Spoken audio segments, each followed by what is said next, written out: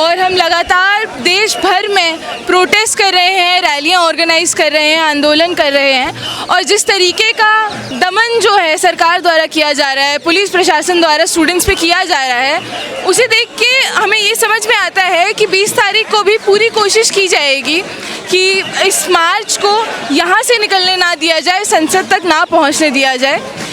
जिसका मुझे लगता है कि एक बहुत सिंपल सल्यूशन है कि हम जितनी ज़्यादा संख्या में इस देश का युवा सड़कों पे आएगा, जितनी ज़्यादा संख्या में लोग अपने घरों से निकल कर आएंगे, अपने हकों की बात करेंगे, उसका पुलिस प्रशासन चाहे जितने भी अपनी गाड़ियां ले आए, जितना भी पुलिस पर्सनल को यहाँ पे डिप्लॉय किया जाए, वो मतलब जो है वो कुछ बिगाड़ नहीं पाएंगे इस मार्च का। और वो मार्च मुझे उम्मीद है कि सक्सेसफुल हो पाएगा। जितनी मजबूत घेराबंदी आपको जंतर मंतर की नज़र आ रही है, क्या आप इसको क्रॉस कर पाएंगे? देखिए, मैं अपने संगठन की बात कर सकती हूँ। मैं सीजेपी के बारे में उनका क्या प्लान है या किस तरीके से। एसएफआई एक ऐसा संगठन है जो सालों से आंदोलन करता आ रहा है और हम पूरी कोशिश कर रहे हैं कि 20 तारीख को भी हम जितने ज़्यादा लोगों को लेकर आ पाएँ उतने ज़्यादा लोगों को लेकर आ पाएंगे। अभी हमें थोड़ा लग रहा है कि जितने लोग इस वक्त जंतर मंतर में हैं, शायद वो लोग उस पुलिस का सामना, उस भारी मात्रा में आए हुए पुलिस प्रशासन का सामना शायद ना कर पाएँ, यहाँ से बाहर ना निकल पाएँ, उनकी आवाज़ों को दबा दिया जाए। पर हमें ये सोचना होगा कि बहुत से ऐसे लोग हैं जो जंतर मंतर तक नहीं पहुँच पाते हैं हर दिन।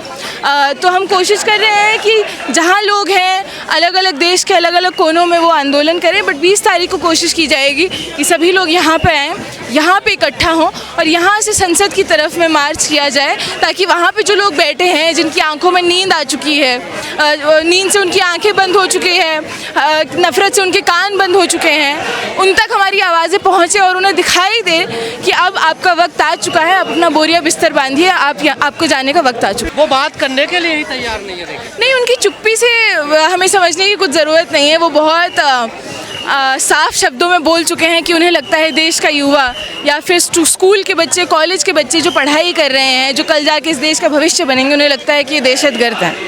तो उनकी सिर्फ चुप्पी से हमें ये नहीं समझ आता है, वो जो शब्द कह रहे हैं, उनके मुंह से जो शब्द निकल रहे हैं, वो साफ साफ दर्शाते हैं वो क्या इस देश के लोगों के बारे में सोचते हैं और उनके हकों के बारे में क्या सोचते हैं, उनके भविष्य के बारे में क्या सोचते हैं, उनके अस्तित्व के बारे में क्या सोचते हैं। जहाँ तक की बात है कि अभी तक कुछ नहीं हुआ है, यहाँ पे हम लगातार देख रहे हैं किसान संगठन आ रहे हैं, महिला संगठन आ रहे हैं, मजदूर संगठन आ रहे हैं। उसका क्या मतलब है?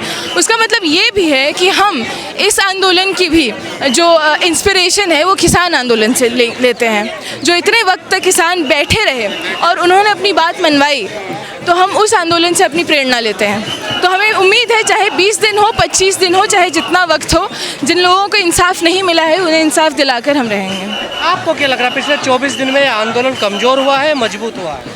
देखिए, कल भी हमसे बहुत लोगों ने ये सवाल पूछा कि लग रहा है कि आंदोलन कमज़ोर हो गया है, कोई जवाब नहीं आया, अभी तक इस्तीफ़ा नहीं आया है। पर हम समझते हैं कि अगर आज आंदोलन में 10 लोग आए हैं और उस आंदोलन की वजह से कल वो लोग 12 हो जाते हैं और अगले दिन वो 14 हो जाते हैं, तो बढ़े सिर्फ 4 लोग, बट उस आंदोलन का कुछ ना कुछ फ़ायदा हुआ है, उस आंदोलन से कुछ ना कुछ निकल के आ रहा है। हम अगर इस आंदोलन के ज़रिए, आपके ज़रिए, जो मीडिया यहाँ पे हर दिन आ रहा है, उनके ज़रिए अगर हम लोगों तक पहुँच पा रहे हैं, घर घर तक पहुँच पा रहे हैं, युवाओं तक पहुँच पा रहे हैं, जो क्या कहते हैं, लोग तो बड़े हैं ना, देखिए मंडे ट्यूसडे में इतने लोग पहले नहीं होते। जी जी जी जी जी तो अगर लोग अलग, आज भी हम बहुत से ऐसे लोगों से मिले जो आज पहली बार जंतर मंतर आए हैं, तो अगर हर दिन एक नया इंसान, इस देश का एक नया नागरिक जागरूक हो रहा है और वो पहली बार जंतर मंतर आ रहा है 20वें 25वें दिन पे भी, तो उसका मतलब है कि आंदोलन काम कर रहा है। हम लोगों तक पहुंचने में सक्सेसफुल हो रहे हैं, हम लोगों तक अपनी बात पहुंचाने में, उन्हें ये बात याद दिलाने में कि जो लोग बैठे हैं सरकार में, उन्हें आपके जीवन से कोई मतलब नहीं है। कई लोगों ने ये भी सवाल किया कि सीजेपी को, जो स्टूडेंट यूनियन है, जो संगठन है, उनको साथ लेके अपने चलना चाहिए। जैसे आपने भी कहा कि हम एसएफआई से, हमें उनका नहीं पता वो क्या करने वाले हैं। जैसे नेहा या आयशा, अलग लोग बैठे हुए हैं, उनको मंच में जगह नहीं मिली, ये भी सवाल लोगों ने पूछे। तो इस पर क्या आप सोचते हैं, क्या सीजेपी को भी साथ आना चाहिए, इनको सबको साथ? देखिए, सीजेपी जो हमारी समझ है, तो यूनियन ही लड़ती है। सीजेपी कोई संगठन नहीं है, एक ऑर्गेनाइज्ड ग्रुप नहीं है।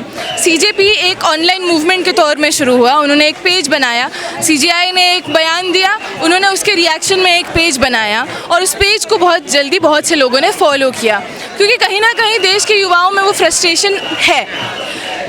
तो हम उसे ये नहीं कहेंगे कि सीजेपी जो बहुत से लोग समझ रहे हैं सीजेपी अगर कॉकरोच जनता पार्टी है तो वो पॉलिटिकल पार्टी बन गई या फिर वो एक संगठन बन गया। वो एक मूवमेंट चलाया गया और ये मूवमेंट ही चल रहा है। इसे सस्टेन करने में जो सबसे बड़ा लोगों का हाथ है वो छात्र संगठनों का है।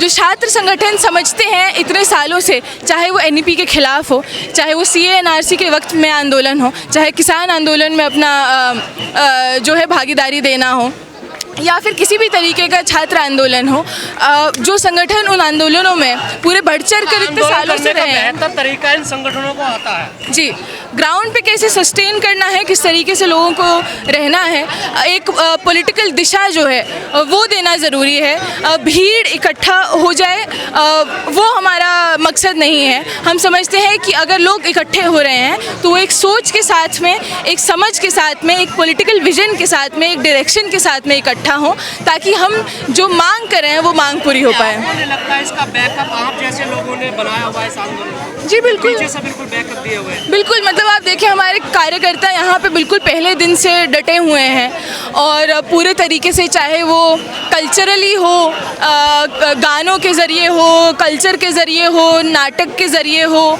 या फिर अपने स्टॉल्स के ज़रिए हो, अपने टेंट के ज़रिए हो, हर दिन हम एक नया प्रोग्राम करने की कोशिश करते हैं और हर दिन हम मोबिलाइज़ करते हैं लोगों को यहाँ पर आने के लिए। तो बिल्कुल एसएफआई जैसे जो छात्र संगठन है वो कहीं ना कहीं जो लोगों का हौसला है वो बनाए रखे हैं यहाँ पर। मूवमेंट एक खड़ा हुआ है देश भर में, इसे जन आंदोलन एक तरीके से समझ लीजिए, क्योंकि घर घर तक ये लोग जा रहे हैं। तो आपको नहीं लगता धर्मेंद्र प्रधान के इस्तीफे से अब आगे बढ़ जाना चाहिए? जो तमाम शिक्षा में खामियां वो सारे मुद्दे जैसे आप लोग तो उठा ही रहे हैं, वो सबको अब आगे करने चाहिए।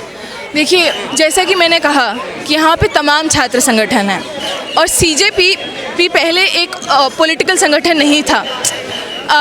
एक लार्जर डिमांड जो ये सभी संगठन, एक लार्जर डिमांड जिस पे अग्री कर रहे हैं और जो सभी मांग रहे हैं वो है धर्मेंद्र प्रधान का इस्तीफ़ा, क्योंकि उनके कार्यकाल में ये सारी चीज़ें हुई हैं। पर अगर मैं अपने संगठन की बात करूं, हम पिछले कितने वक्त से देखते आ रहे हैं छात्रों को किन किन वजहों से दिक्कतें हो रही है। हमारी डिमांड सिर्फ इतनी नहीं है कि धर्मेंद्र प्रधान इस्तीफ़ा दें, उन्हें इस्तीफ़ा देना होगा क्योंकि वो अपना काम सही से कर नहीं पा रहे हैं। हमारी डिमांड ये भी है कि एनटीए जो है, नेशनल टेस्टिंग एजेंसी जो है, वो जब से आई है 2017 से जब से बनी है, एक भी एग्ज़ाम, चाहे नीट का एग्ज़ाम हो, चाहे सीयूईटी यूजी पीजी का एग्ज़ाम हो, नेट का यूजीसी नेट का एग्ज़ाम हो, कोई भी एग्ज़ाम हो वो सही से नहीं करा पाई है। एक भी एग्ज़ाम सही से नहीं हो रहा है। अभी जो सोशियोलॉजी का नेट का एग्ज़ाम हुआ उसमें पता चला, पहले तो जब पेपर देखा तो उस पेपर को देख के समझ आ रहा है कि वो एआई से लिखवाया हुआ पेपर है। उसके बाद पता चल रहा है कि वो पेपर, वो एआई से भी लिखवाया गया जो पेपर है वो भी लीक हो चुका है। तो एनटीए जो है एक भी काम जो है सही से नहीं कर पा रही है। तो ऐसी एजेंसी का जिसका काम है, मेन काम है टेस्टिंग एजेंसी, और वो सिर्फ स्टूडेंट्स को ट्रॉमा देने का, और जैसे कि हमारे एसएफआई के लोग कहते हैं नेशनल ट्रॉमा एजेंसी बन गई है, नेशनल टॉर्चर। सरकार शिक्षा को, एजुकेशन को ध्वस्त करना चाहती है, तो फिर इसके पीछे मकसद क्या है सरकार? अगर इसके ध्वस्त करेगी तो फायदा क्या होगा सरकार? आपने देखा होगा, हर दिन हम देख रहे हैं कि यहाँ पे कुछ ना कुछ ऐसे एलिमेंट्स आते रहते हैं, कुछ ना कुछ लंपन एलिमेंट्स आते रहते हैं। कोई लोग ऐसे मीडिया पर्सन्स बन के भी आते हैं और यहाँ पे नफ़रत फैलाने के काम करते हैं। और अगर हम उनसे बात करने की कोशिश करते हैं और उनसे पूछते हैं कि प्रॉब्लम क्या है, तो उनके पास कोई भी ज़मीनी रियलिटी पे बात करने को नहीं है। वो कुछ जुमलों में जवाब देते हैं या कुछ ऐसे शब्द वो बोलते हैं, है ना, कुछ हेटफुल शब्द वो कहते हैं और उससे आगे वो नहीं बढ़ते हैं। तो ताकि मुद्दों पे बात ना हो, ज़मीनी बात ना हो, बुनियादी बात ना हो, और आप जो अपने उन्हें कह दें, जनता को कह दें कि देखिए भले ही दिन है, शाम है, हमने कह दिया रात है तो आप कहेंगे रात है, हमने कह दिया सुबह है तो आप कहेंगे सुबह है। पढ़ाई लिखाई को ख़त्म करने से क्या होगा? ये लोग चाहते हैं कि जो पिछड़े वर्गों से आने वाले लोग हैं, जो महिलाएं हैं, गरीब है इस देश का, वो अपने सोचने समझने की क्षमता बिल्कुल खो दे। बिल्कुल खो दें और ये लोग अपनी तानाशाही चला पाएँ। पर फिर भी हम यही यहाँ से लगातार जंतर मंतर से कहते आ रहे इसको हैं, गुलाम बनाने की साजिश चल रही है। हाँ, कि आप राजा नहीं हैं और हम प्रजा नहीं हैं। आप भी इस देश के नागरिक हैं, हम भी इस देश के नागरिक हैं। आपको हमने इलेक्ट करके भेजा है और आपको उतनी आसानी से हम हटा भी सकते हैं। ये जो हंगर स्ट्राइक का फैसला आपको क्या लगता सही है या ये गलत है? देखिए, मुझे ऐसा लगता है कि हंगर स्ट्राइक जो है बहुत से लोगों ने करना ज़रूरी समझा। और सोनम वांगचुक जी एक इतने बड़े साइंटिस्ट हैं और एक इम्पॉर्टेंट पर्सनालिटी है हमारे देश के, तो उनका हंगर स्ट्राइक पे जाना एक लोगों को इकट्ठा करने का भी, लोगों में सांत्वना जगाने का एक तरीका है। बाकी हम लोग ये समझते हैं कि हम कॉलेजेस में जा रहे हैं, स्कूलों में जा रहे हैं, लोगों के पास तक पहुंच रहे हैं, ताकि जो लोग अभी अवेयर नहीं हैं, अभी भी जो लोग बात समझ नहीं पा रहे हैं, उनसे हम बातचीत कर पाएँ। कैंपसेस में इस बात को, जहाँ पे स्टूडेंट्स पढ़ रहा है, हर दिन स्टूडेंट जा रहा है, वहाँ पे स्टूडेंट्स के बीच में ये बातें हो पाएँ। तो इसीलिए हम अपना जो है पूरा पावर जो है इस वक्त कैंपसेस में लगा रहे हैं, उस तरीके से लगा रहे हैं, देश के हर एक कोने में लगा रहे हैं, क्योंकि सब आके जंतर मंतर में बैठ नहीं सकते हैं। इतना बड़ा खोज है, सबके लिए है, सबको चाहिए शिक्षा, इन सब छात्रों के लिए, लेकिन ये आंदोलन उतना बड़ा नहीं हो पाया जितनी उम्मीद लोग कर रहे थे। आखिर क्या वजह है? अभिजीत दीप के दलित है, इस वजह से उनका नेतृत्व पसंद नहीं कर पा रहे हैं लोग। देखिए, एक तो मुझे ये नहीं लगता कि आंदोलन उतना बड़ा नहीं हो पाया। देखिए 2-4 दिन में 2.5 करोड़ लोग जुड़ जाने। मैं वही आपसे कह रही हूँ, मैंने पहले भी ये बात कही कि किसान आंदोलन जो पूरे देश के किसान उस पर यूनाइट हुए, उसे करने में भी हमें 13 महीने लगे, है ना। तो जिस हिसाब से जितनी ढीठ हमारी सरकार है, ये इस आंदोलन की कमज़ोरी नहीं है, ये किसी व्यक्ति विशेष की कमज़ोरी नहीं है, ये ढीठपना, बेशर्मी है जो अपनी गद्दियों पे बैठे हुए लोग हैं। बच्चे मर जाएं, लोगों के बच्चे उनसे दूर हो जाएं, उन्हें कोई फ़र्क नहीं पड़ता, ये आंदोलन की कमज़ोरी नहीं है, ये उनकी बेशर्मी, उनका ढीठपना है। क्या तो कोई रास्ता निकल पाएगा जिस प्रकार से विपक्ष के नेता भी समर्थन दे रहे हैं, यहाँ भी आ रहे हैं, या फिर ये राजनीति के गोल चक्कर में घूम के ही रह जाएगा? मैं बार बार यही बात कह रही हूँ कि जंतर मंतर तक सीमित होकर शायद उतना बड़ा आंदोलन हम खड़ा ना कर पाएँ। इसीलिए एसएफआई बार बार कोशिश कर रहा है कि पूरे देश में, हर एक राज्य में हम लोगों को इकट्ठा करें, हर जगह पे आंदोलन चलाएं। भूख हड़ताल हो रही है, रैलियां हो रही है, मार्च हो रही है, ताकि हर जगह पे सरकार को, जहाँ जहाँ इनके लोग बैठे हैं, वहाँ वहाँ उनको ये बातें सुनाई पड़े, उनके कानों में हमारी आवाज़ें जाएं, छात्रों की आवाज़ें जाएं, और हर जगह उन्हें थोड़ी दिक्कत हो, तो परेशान हो, तो उन्हें समझ में आए कि जो यहाँ पे लोग हर दिन रह रहे हैं, रात रात भर बारिश में, गर्मी में, उन पे क्या बीत रही है। 20 तारीख के लिए क्या अपील करना चाहोगे? 20 तारीख के लिए हम यही अपील करना चाहते हैं कि देखिए, अब समय आ गया है, पानी जो है सर से ऊपर निकल चुका है। हम एक ऐसे देश में रह रहे हैं जहाँ पे ना महिलाएं सुरक्षित हैं, ना किसान खुश हैं इस सरकार से, ना मज़दूर खुश हैं इस सरकार से। कोई भी ऐसा तबका नहीं है, कोई भी ऐसा सेक्शन नहीं है हमारे सोसाइटी का इस वक्त जिन्हें उनके अधिकार मिल रहे हैं, जिनसे उनके अधिकार छीने नहीं जा रहे हैं, जिनसे उनके हित छीने नहीं जा रहे हैं।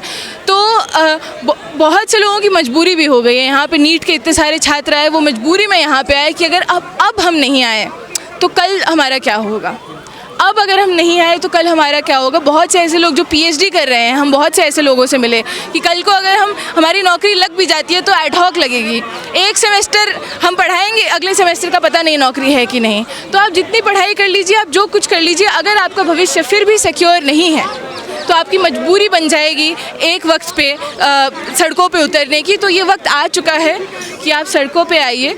यहाँ पे आप देखेंगे छोटे छोटे बच्चे भी हैं, बुज़ुर्ग लोग भी हैं, युवा छात्र संगठन हैं, और जब हम साथ मिलकर सभी आएंगे तभी बदलाव आ पाएगा। ऐसे बहुत मुश्किल है। लेकिन ऐसा तो नहीं है कि 20 तारीख को आखिरी।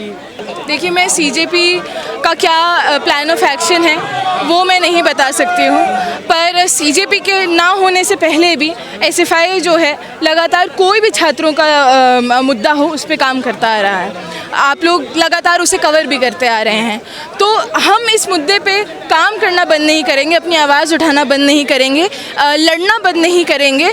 बाकी सीजेपी उनका क्या प्लान ऑफ एक्शन है वो क्या अभी समझ रहे हैं सरकार वो जब हम बाद में बाहर नहीं निकल बता के पाएंगे। आंदोलन को बड़ा करने की कोशिश करते हैं। जी अभी कुछ दिनों पहले एसएफआई ने एनटीए का जो हेडक्वार्टर्स है वहाँ पे प्रोटेस्ट किया था और वहाँ पे हम लोगों को बहुत ही बर्बरदास्त से डिटेन किया गया और ऐसे लोग वहाँ पे थे जो वर्दी में नहीं थे, ना अपना आइडेंटिफिकेशन दे रहे थे, ना अपना नाम बता रहे थे, वो स्टूडेंट्स को डिटेन कर रहे थे।